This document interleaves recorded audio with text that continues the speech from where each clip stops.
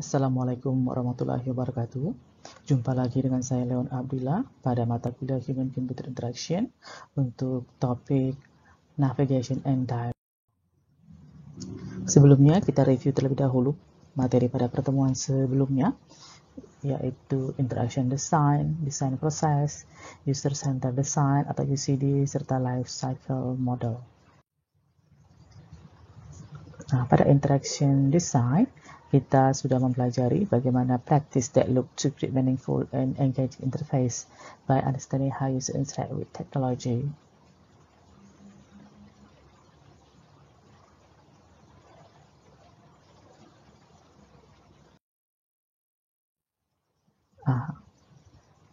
Pada Interaction Design itu melibatkan proses desain. Jadi desain proses itu merupakan suatu kegiatan, a goal-directed problem-solving activity informed by intended use, target demand, material costs, and visibility. Pendekatannya ada 4, ada user-centered design, activity-centered design, system design, dan generous design. Saat ini yang menjadi tren adalah user-centered design. Kemudian ada sejumlah life cycle model. Nah, yang paling utama yang perlu digarisbawahi adalah user-centered design. Kegiatannya terdiri atas 4 kegiatan utama, yaitu identify need atau establish requirement, kemudian design and redesign, lanjut ke build and interactive version, baru evaluate. Setelah itu baru ada final product.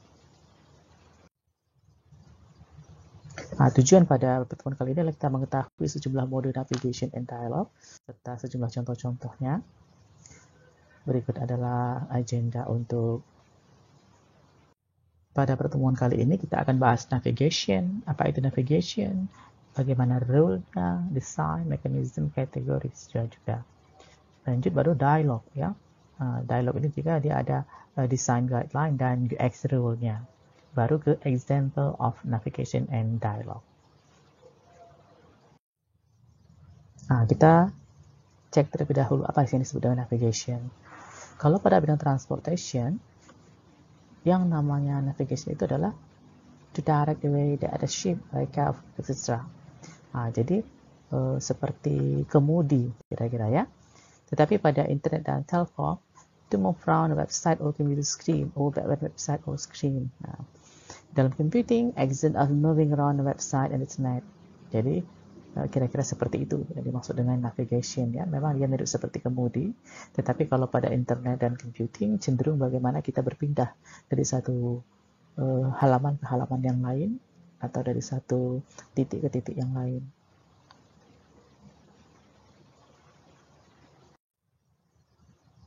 Sedangkan web navigation menurut Kalbah is about determining important reference of pages and content on your sites.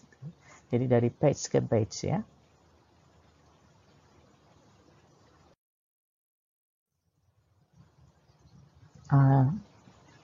Ini menurut Gary McLaughlin katanya, people rely on navigation first because it's easy and faster to click on link than to use search.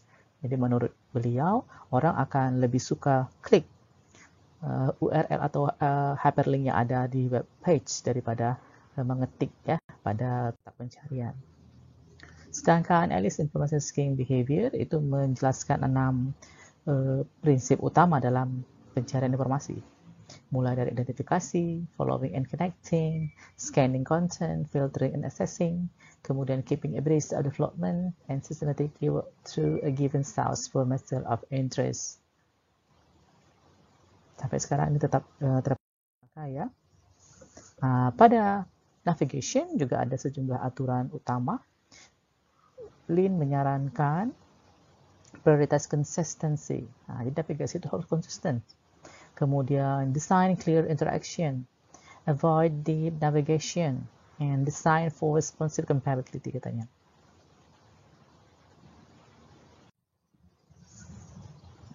Pada navigation design juga ada aturan yang dikenal dengan where, 3, what. Artinya ada 3 where dan 1 what ya. Where yang pertama itu where you are, yang kedua where you are going, Yang ketiga, where you've been, dari mana kamu ya. Sedangkan what itu what you can do now, kira-kira seperti itu. Kemudian juga ada tingkatan level of structure ya.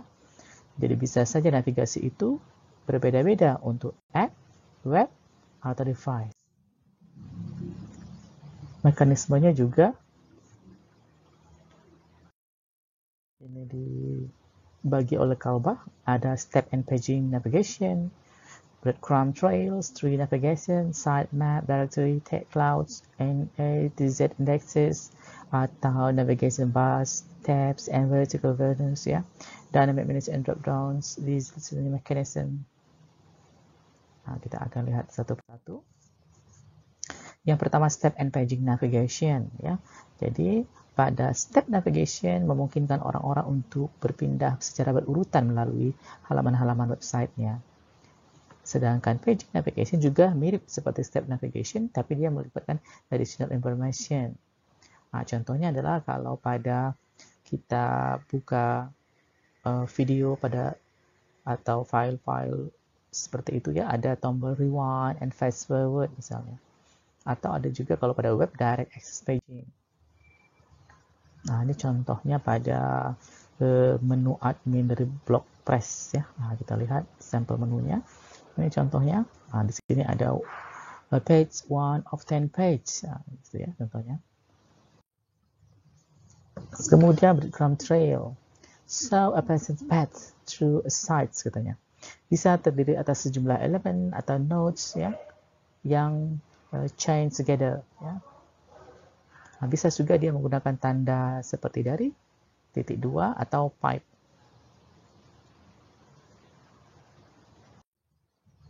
Nah, ini contohnya. Misalnya ini di jurnal, kita lihat. Nah, ada home. Ya. Kemudian di dalam home ada volume 9 number 2. Nah, baru Abdillah contohnya. Nah, jadi artikel ini ada pada breadcrumb seperti ini. Kemudian mekanisme yang ketiga adalah terkait tree navigation, sitemaps, directory, tag cloud, and indexes. Ini contoh tree navigation. Sangat umum kita temui misalnya di Explorer kita. Sitemap ini contohnya misalnya. Kemudian directory. Ini yang paling populer misalnya pada Yahoo ya. Kemudian tag cloud. Atau indexes. Nah, seperti ini. Kemudian navigation bars, tabs, and vertical menus.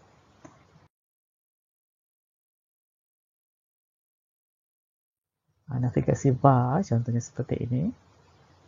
Nah, pada blog, ini contohnya saya ambil di blog. Nah, bagaimana kita membuat menu yang seperti ini ya. Sedangkan tabs juga mirip seperti tadi, tapi dia cenderung seperti ini bentuknya ya. Ada juga vertical menu ya, jadi menunya secara vertikal juga boleh. Nah, kemudian dynamic menu and drop downs. Dynamic menu ini bisa pop up menu misalnya yang populer ya.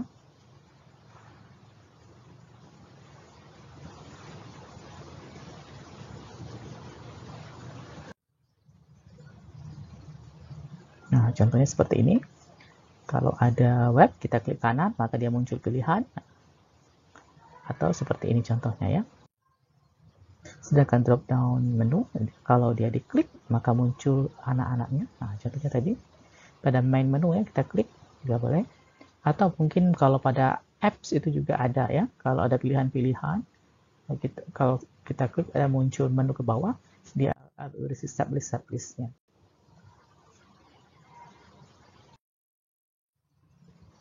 Nah, sedangkan kategorinya itu terbagi menjadi 6. Ada structural, associate, utility, navigational page, content, atau functional pages ya. Nah, ini structural category itu ada yang main navigation dan local navigation. Kalau associate itu terdiri atas context navigation, quick link, atau footer navigation.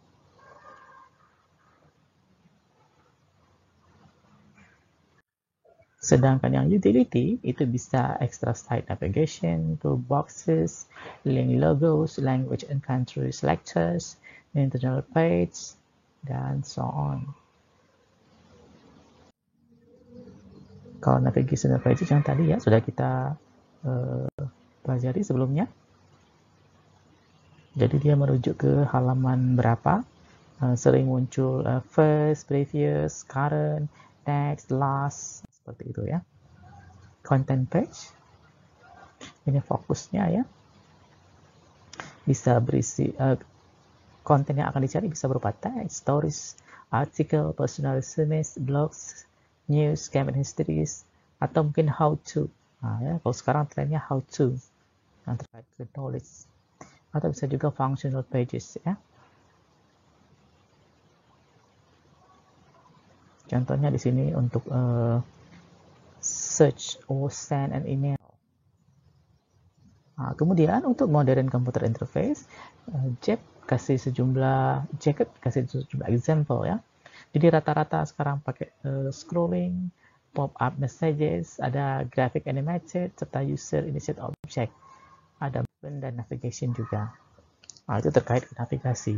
Jadi bagaimana kita berpindah dari satu simpul ke simpul yang lain, baik itu pada web, pada apps ya.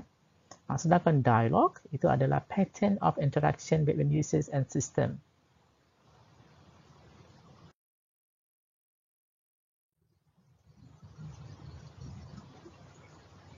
Ini teorinya.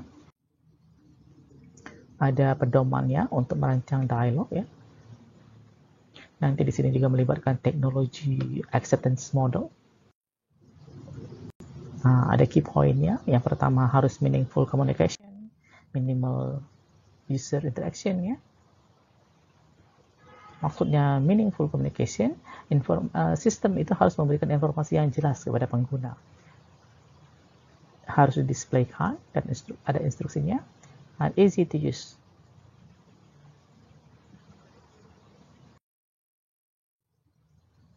Sedangkan minimal user action, keying codes. Nah, ya.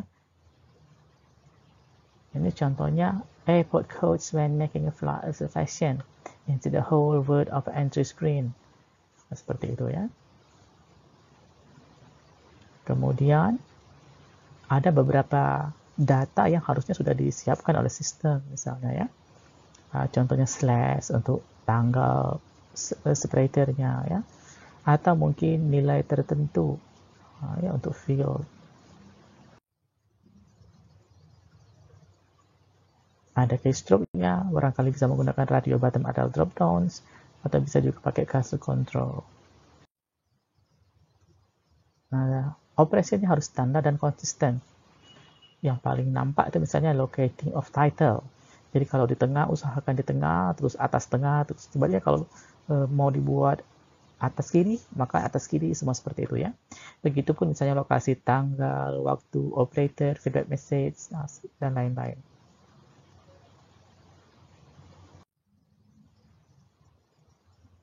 Nah, ini juga ada aturan untuk desain dari UX ya. Ada 5. Nah, yang pertama kita harus reduce interruption katanya ya. Misalnya requiring acknowledgement. Nah, jadi jangan pula seluruh aktivitas kita gunakan, hanya yang tertentu saja. Nah, misalnya ini kalau dia mau discard draftnya ya. Nah, kemudian kalau misalnya ada web ya, halaman web, kemudian begitu di close, mungkin jangan langsung di close. Kadang-kadang boleh kita tambahkan misalnya pakai subscribe as, ya seperti ini ya. Okay. Match between dialogue and the real world. Clear question and option. Avoid presenting thesis with ambiguous and unclear option katanya ya. Nah, jadi kalau misalnya discard draft, maka pilihannya cancel and discard. Jangan yes atau no. Jadi ya, atau misalnya kalau dalam survei ya, kepuasan, jangan jawabannya memuaskan. Nah, gitu. Jadi harus sejalan dia ya. Provide important information. Nah, Walaupun jangan pula terlalu detail ya, tapi harus to the point. Seperti ini contohnya, Sacramento will be removed from map history. Ya, your search history kita delete. Jadi harus ada information juga, tetapi yang terpenting information yang kita berikan. Juga boleh ada over informative feedback. Contoh di sini kalau sudah berhasil ya, kita kasih success check. Jangan diam saja. Jadi user tidak tahu apakah berhasil atau tidak ya. Yang ketiga, keep minimalist ya. Number of element and option. Jadi jangan terlalu banyak. Contohnya ini ada pembayaran ya. Jadi hanya yang poin-poinnya saja. Cukup nomornya, expirednya barangkali, name on cardnya, baru card code mungkin ya, seperti itu. Number of action juga. Jadi kita harus meminimalkan ya. Jangan terlalu banyak. Kalau bisa di sini dialog should not include more than 2 action. Ya, jadi contohnya di sini ada, boleh kita lihat. Nah, begitu orang klik di sini, maka bingung apakah dia agree atau disagree. Tapi kalau dia hanya 2, jelas agree saja atau disagree saja. Gitu ya. Kemudian don't include multiple steps in dialogue. Misalnya di sini untuk mereview nih ya, kita review sesuatu, coba perhatikan. Ada langkah 1, langkah 2, langkah 3.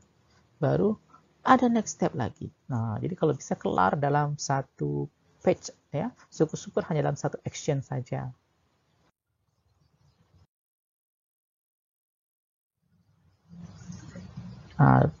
Select proper dialogue type. Jadi dialogue come into 2 main types katanya. Or attention seeking model dialogue, which forces the user to interact with them for continuing. Second katanya, will allow users to click or tap outside of them to dismiss them. Jadi misalnya untuk konfirmasi dia harus delete, klik delete ya, seperti itu ya. Kalau di kita kadang-kadang ada captcha ya. Captcha-nya boleh kita ketikkan yang muncul di sana. Atau kadang-kadang lebih rumit lagi captcha-nya pakai perhitungan sederhana. Bahkan ada yang pakai apa? Random image ya. Seperti itu. Tetapi ada juga misalnya, nah jadi seperti ini ya, udah standar. Ada juga visual consistency. Background behind the dialogue. Jadi kalau kita buat seperti ini, maka seluruh dialognya juga harus menampilkan background dari konten yang sedang ada. Kemudian di sini ada lagi masukan untuk clear close option. Biasanya sudah lumrah ya, untuk close option itu kita menggunakan ada logo X ya di sudut kanan atas biasanya. Seperti itu ya. Tetapi ada juga beberapa aplikasi dia otomatis close kalau dia klik di luar area. Gitu ya. It's a good idea to allow users to exit in the model window when they click the background area outside of it katanya. Ini dari tweet contohnya ya. Avoid dialog launching dialog katanya. Nah, dihindari ya. Dialog diklik muncul dialog lagi. Usahakan satu saja sehingga tidak terlalu kompleks. Oke, jadi pada navigation dan dialog kali ini sangat penting pada user interaction ya. Harus memperhatikan ada 3 golden rule-nya. Where you are, you are going, where you've been, serta what you can do now. Selanjutnya, tren sekarang adalah user experience. Jadi pada user experience yang diperhatikan adalah apa? Human-nya, terkait psikologinya ya. Teknologi sudah dianggap stabil saat ini.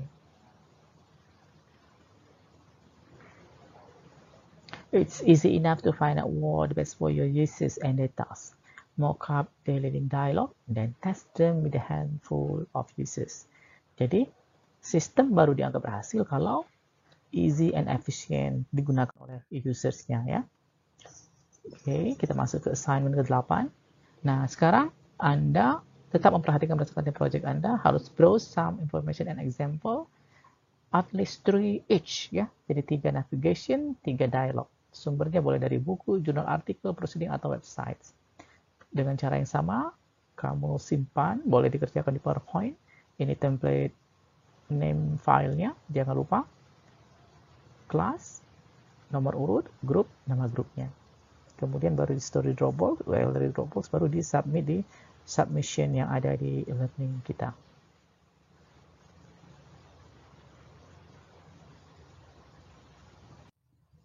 Nah, ini sejumlah referensi yang terpakai.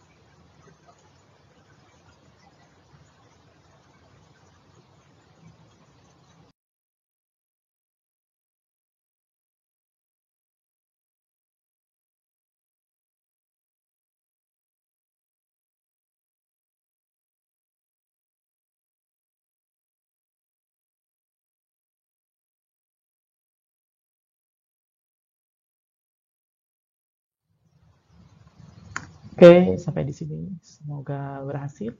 Salam sehat sejahtera.